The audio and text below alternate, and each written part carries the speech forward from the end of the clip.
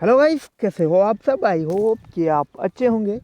और मैं आज आपके साथ लेकर आया हूँ जनरल साइंस 45 इम्पोर्टेंट क्वेश्चन। तो क्वेश्चन बहुत इम्पोर्टेंट है दोस्तों। यदि आप एमपी पुलिस 2021 की जो परीक्षा है वह क्रैक करना चाहते हो तो क्वेश्चन इम्पोर्टेंट है दोस्तों, इसलिए आप ध्यान से हैं क्वेश्चनों का अध्ययन करें। तो स्टार्ट करते हैं दोस्तों वीडियो। और वीडियो को स्टार्ट करने से पहले यदि आप चैनल पर नए हो तो चैनल को सब्सक्राइब ज़रूर कर दें और बेल आइकन को भी प्रेस कर दीजिए ताकि मिलने वाले हर वीडियो की अपडेट्स सबसे पहले आपको मिले। तो स्टार्ट करते हैं। पहला, आज हम दोस्तों कुछ वन लाइनर जो क्वेश्चन हैं उनके बारे में देखेंगे। तो टिटनेस से शरीर का तंत्रिका तंत्र प्रभावित होता है। तो यह भी इम्पोर्टेंट, जो टिटनेस की बीमारी जो होती है हमारे शरीर में, उससे शरीर का तंत्रिका तंत्र प्रभावित होता है। इसके बाद दोस्तों टिटनेस किसे कहते हैं, तो ये है दोस्तों जब आपको किसी भी लोहे की अगर चीज़ से जो है चोट पहुंचती है तो उसके बाद आपके शरीर में टीका लगता है, जिसे टिटनेस का टीका कहती है। इसे सामान्य भाषा में ताड़ की बीमारी भी कहा जाता है। इसके बाद हम देखेंगे सेकंड वन लाइनर, स्वस्थ मनुष्य के शरीर में रक्त का औसत 5 से 6 लीटर होता है। इसके बाद मनुष्य में रक्त का शुद्धिकरण किडनी में होता है। दोस्तों जो किडनी होती है हमारे शरीर में, वहाँ पर जो है रक्त का शुद्धिकरण होता है। इसके बाद मानव शरीर की सबसे छोटी ग्रंथि पिट्यूटरी मस्तिष्क में होती है। दोस्तों सबसे बड़ी ग्रंथि अगर देखें तो यकृत जो होती है, मनुष्य के शरीर की सबसे बड़ी ग्रंथि यकृत ग्रंथि, और सबसे छोटी जो ग्रंथि होती है पीयूष ग्रंथि, जो कि मस्तिष्क में होती है, जिसे मास्टर ग्रंथि भी कहा जाता है। और अभी हमने देखी मानव शरीर की सबसे बड़ी ग्रंथि, तो ये यकृत अभी हमने चर्चा की दोस्तों इसके बारे में। इसके बाद इंसुलिन की खोज बेंटिंग एवं वेस्ट ने की थी। तो इंसुलिन जो हार्मोन होता है, अग्नाशय जो ग्रंथि होती है उसकी लैंगरहैंस की द्विप बीटा कोशिकाओं में जो हार्मोन्स पाया जाता है, इंसुलिन हार्मोन्स, जिसकी कमी से क्या है डायबिटीज़ या जो शुगर की बीमारी होती है वह उत्पन्न होती है। और इसके बाद नेक्स्ट है, वस्तु का प्रतिबिंब आँखों के रेटिना पर बनता है। बहुत ही इंपॉर्टेंट क्वेश्चन है दोस्तों। ये क्वेश्चन जो आपके एग्ज़ाम में आ सकता है, इसलिए आप अच्छी तरह से इसको क्लियर कर लें। इसके बाद नेत्रदान में आँख के कॉर्निया को दान किया जाता है। तो इम्पोर्टेंट है दोस्तों ये कॉर्निया, जो क्या है नेत्र लेंस से और रेटिना के जो आगे का भाग होता है उसे कॉर्निया कहते हैं। और नेत्रदान में इसी भाग को जो है दान किया जाता है। इसके बाद सोयाबीन में सर्वाधिक प्रोटीन 42% पाया जाता है। इंपॉर्टेंट क्वेश्चन यहाँ से बन सकता है दोस्तों, क्योंकि जो मध्य प्रदेश की पुलिस कांस्टेबल भर्ती है उसके लिए इम्पोर्टेंट बन सकता है, क्योंकि मध्य प्रदेश में सोयाबीन जो सबसे ज़्यादा उत्पन्न होती है। इस हिसाब से जो यहाँ पर एक क्वेश्चन बन सकता है कि सबसे सर्वाधिक प्रोटीन उत्पादक फसल कौन से हैं। आपको कुछ ऑप्शन दे देंगे जिनमें सोयाबीन भी रह सकती है। तो इम्पोर्टेंट क्वेश्चन है ये। इसके बाद जल में घुलनशील विटामिन, तो जल में जो घुलनशील विटामिन है दोस्तों बी और सी, इसकी हमने कुछ प्रीवाइज वीडियो भी दे रखा है, जिसमें कुछ ट्रिकों के माध्यम से हमने आपको जो विटामिन हैं उनकी सभी जानकारियाँ दे रखी हैं। इसके बाद विटामिन सी खट्टे फलों में पाया जाता है। विटामिन सी दोस्तों जो मुख्य रूप से है आंवले में सबसे अधिक पाया जाता है, तो यह भी इम्पोर्टेंट है। इसके बाद विटामिन सी की रासायनिक नाम स्कॉर्बिक एसिड है, और विटामिन सी की कमी से जो है दोस्तों स्कर्वी रोग उत्पन्न होता है, तो इम्पोर्टेंट है। और यहाँ से एक और क्वेश्चन बनता है कि कौन सा विटामिन अम्ल है, तो यही दोस्तों विटामिन सी स्कॉर्बिक अम्ल।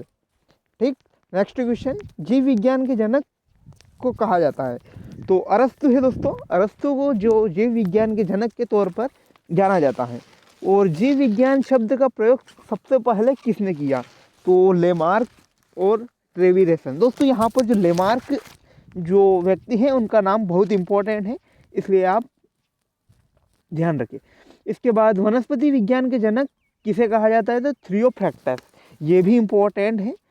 बॉटनी जो शब्द का प्रयोग किया था सबसे पहले, तो उनका नाम है थियोफ्रैक्टस। और आधुनिकी वर्गीकी के जनक जो द्विनाम पद्धति के जनक है दोस्तों, तो उनके जनक हैं लिनियस। कैरोलस लिनियस को जो है आधुनिक वर्गीकी का जनक कहा जाता है। इसके बाद एडवर्ड जेनर, तो एडवर्ड जेनर है दोस्तों, इन्होंने टीके की खोज सबसे पहले की थी। इसके बाद आम का वानस्पतिक नाम मैंगीफेरा इंडिका, तो ये भी इम्पोर्टेंट है दोस्तों। हर क्वेश्चन है दोस्तों बहुत इंपॉर्टेंट है, बहुत ही सिलेक्टेड क्वेश्चन है ये, और इनमें से कई क्वेश्चन जो है प्रीवाइस एग्जाम में भी पूछे जा चुके हैं। इसके बाद हम नेक्स्ट क्वेश्चन के बारे में देखेंगे। Carbon dioxide gas green house में सबसे ज़्यादा योगदान करती है, और जो कोयले के जलन से सबसे ज़्यादा, कोयले को जब जलाया जाता है तो सबसे ज़्यादा मुख्य रूप से CO2 गैस ही उत्पन्न होती है। इसके बाद त्वचा का कैंसर सूर्य की पराबैंगनी किरणों से होता है। ये दोस्तों जो ओजोन जो परत का छिद्र होता है, जिसके सूर्य की पराबैंगनी किरणें हमारे पृथ्वी पर पहुंचती हैं और हमारे त्वचा में जो कैंसर उत्पन्न करती हैं वह सूर्य की पराबैंगनी किरणें ही उत्पन्न करती हैं। और रेबीज के टीके की खोज अलेक्जेंडर फ्लेमिंग ने की थी। अलेक्जेंडर फ्लेमिंग ने है दोस्तों, एक और इम्पोर्टेंट है, इन्होंने जो है जो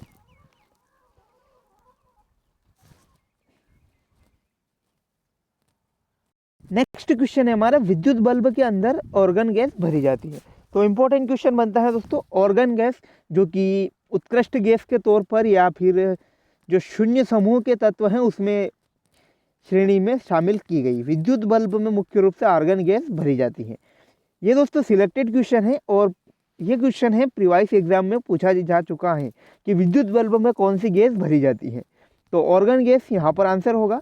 और इसके बाद नाइट्रस ऑक्साइड को हंसाने वाली गैस के तौर पर जाना जाता है, तो इम्पोर्टेंट है, और इसकी खोज प्रिस्टले ने की थी।